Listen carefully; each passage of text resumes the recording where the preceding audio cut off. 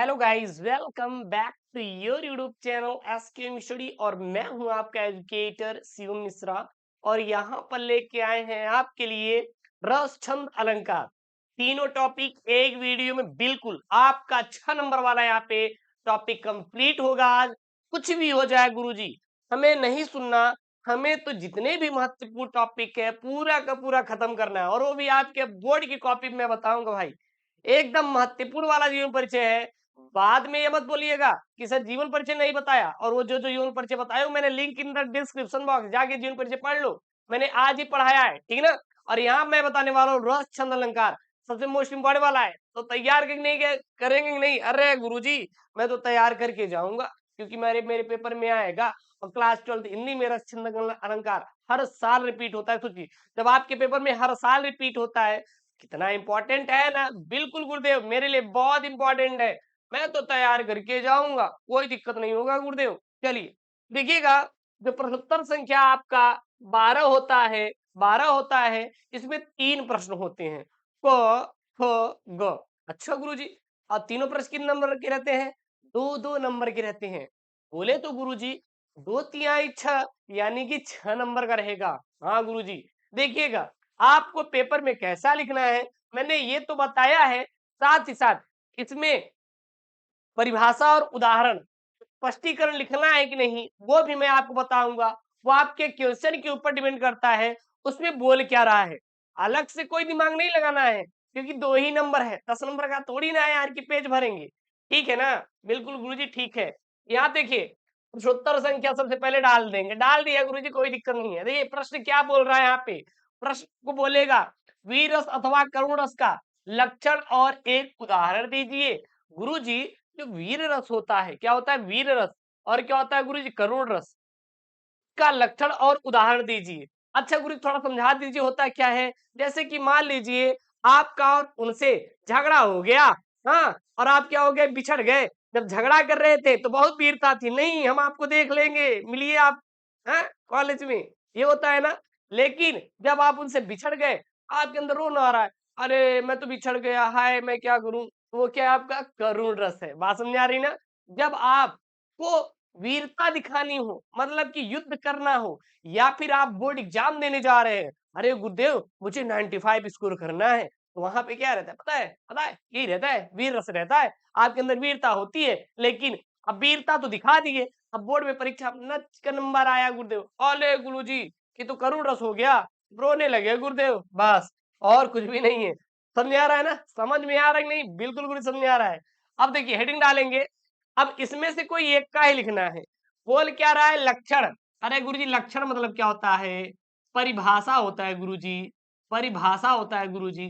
और क्या लिखना है? उदाहरण। इसके अलावा आपको कुछ भी नहीं लिखना है गुरुजी, एक्स्ट्रा कुछ भी नहीं लिखना है। ठीक है।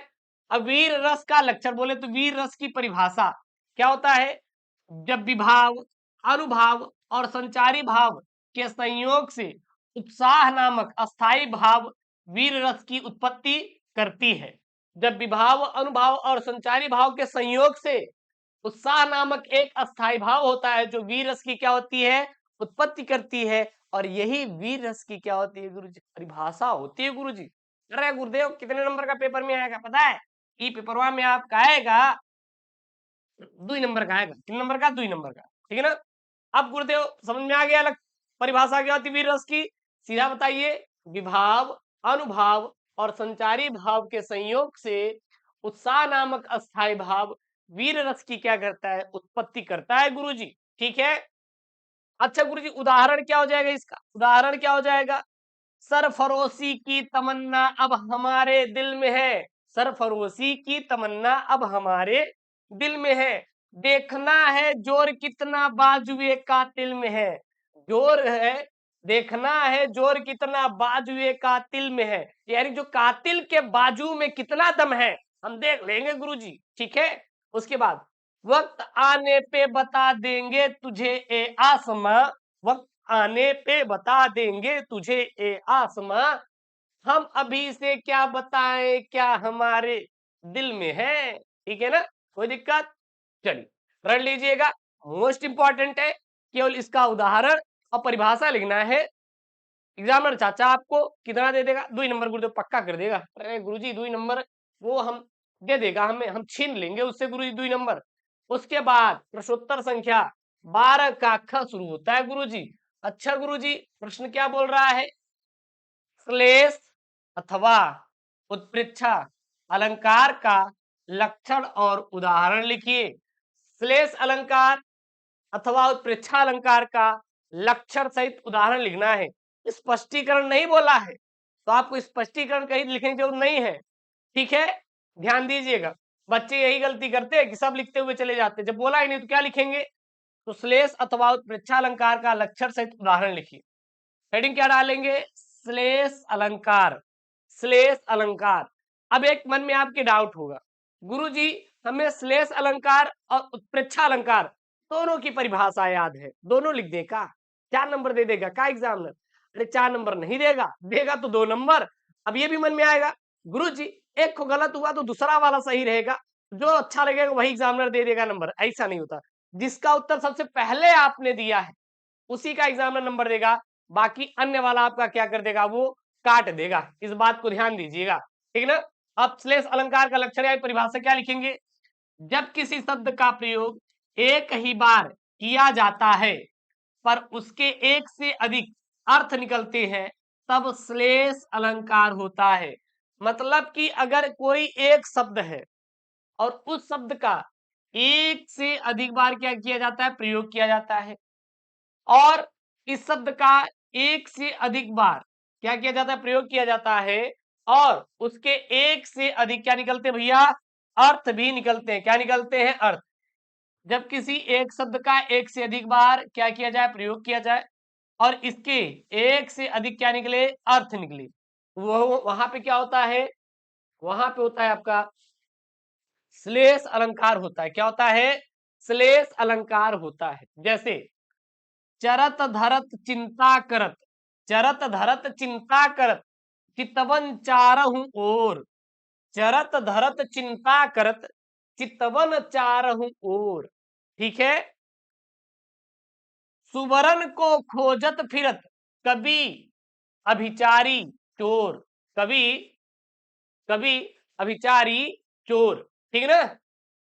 तो यहाँ पे ये क्या हो जाएगा? इसका उदाहरण हो जाएगा। तो श्लेष अलंकार की परिभाषा क्या हो जाएगा?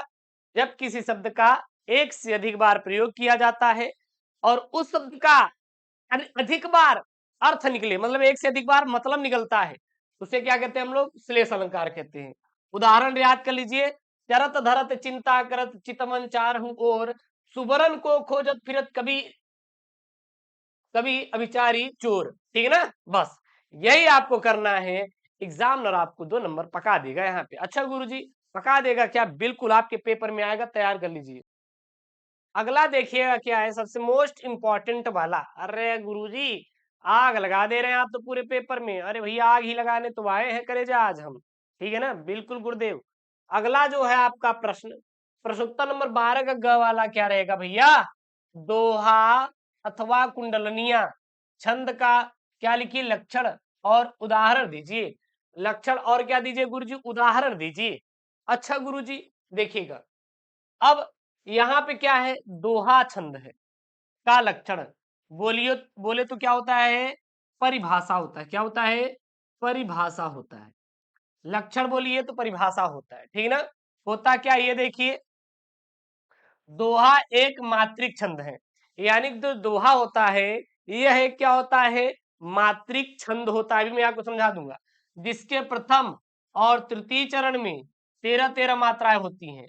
दोहा जो होता है यह मात्रिक और मात्रिक छंद होता है, जिसके प्रथम और तृतीय चरण में 13 मात्राएं तथा तथा दूसरा किसमें है? दूसरा और अंतिम चरण में 11-11 मात्राएं होती हैं। यह यति जो होती है चरण के अंत में होती है, और सम चरणों के अंत में क्या होता है? लघु होता है। सम चरणों के अंत में क्या होता है? लघु होता है। देखिएगा उदाहरण के लिए यहाँ पे देखिएगा, जो उदाहरण मैंने यहाँ पे लिया है वो देखिए यहाँ पे क्या लिया है? मेरी भव बाधा हरो राधा नागरी सोय, जातन की छाई परे श्याम हरित दुति होय। अब देखिएगा, ये जो पहला चरण और तीसरा चरण में कितनी मात्रा है भैया? 13 मात्रा है। दूसरा और अंतिम चरण में कितना? 11 मात्राएं होती है। अब गुरुजी एक लघु आता है, एक क्या आता है? गुरु आता है। तो लघु को एक डंडा दिखाते हैं, गुरु को एस से दिखाते हैं। गुरु में 2 मात्रा होती है और लघु में कितनी होती है गुरुजी? 1 मात्रा होती है। अगर अ, छोटी ई, छोटा ऊ, री से ऋषि आ रहा है तो ये सभी सब किस में है? लघु में है। अगर आ, बड़ा, बड़ी ई, बड़ी ई, बड़ा ऊ, ठीक ना? हाँ, ओ, औ, ए, औ, जो भी आएगा ये सब क्या है आपके? ये सभी सभी क्या है? गुरु है। जैसे कि यहाँ पे देखिए, मेरी, मेरी, तो यहाँ पे क्या है आपके? भव, इसमें क्या है आपका? गुरु है। क्या है? लघु है। इसमें आपका क्या है? गुरु है। यहाँ पे क्या है आपका? गुरु है। यहाँ पे क्या आपका? एक लघु एक गुरु है। यहाँ पे आपका गुरु है। यहाँ पे आपका गुरु, लघु और लघु है। यहाँ पे आपका क्या है? यहाँ पे एक लघु है, एक क्या है आपका? गुरु है। इस प्रकार से आपको क्या करना है? डिनोट करना है बस, और आपको कुछ भी नहीं करना है। ठीक है ना? आप परिभाषा लिखिएगा, ये सीधा परिभाषा लिखिए, और आपको बस ये एक उदाहरण देना है। अगर आपको और देना चाहते हैं तो गुरु और लघु का संकेत दे दीजिएगा, बात खत्म, और आपको कुछ भी करने की जरूरत नहीं है। आराम से एग्जामिनर चाचा आपको देगा कितना? 6 नंबर। तो आशा करते हैं ये जो वीडियो है आपको पसंद आई होगी, और इसमें आपने रस छंद अलंकार 6 नंबर का तैयार कर लिया होगा। कोई दिक्कत हो तो कमेंट बॉक्स में मेंशन कर दीजिए अपने प्यारे से कमेंट को। मिलते हैं नेक्स्ट वीडियो में, और हाँ, चैनल को सब्सक्राइब कर लीजिए, क्योंकि 22 फरवरी की पूरी तैयारी करवा रहे हैं एसके मिस्टडी यूट्यूब चैनल पे। मिलते हैं नेक्स्ट वीडियो में। दोस्तों थैंक यू, जय हिंद, टेक केयर, बाय बाय।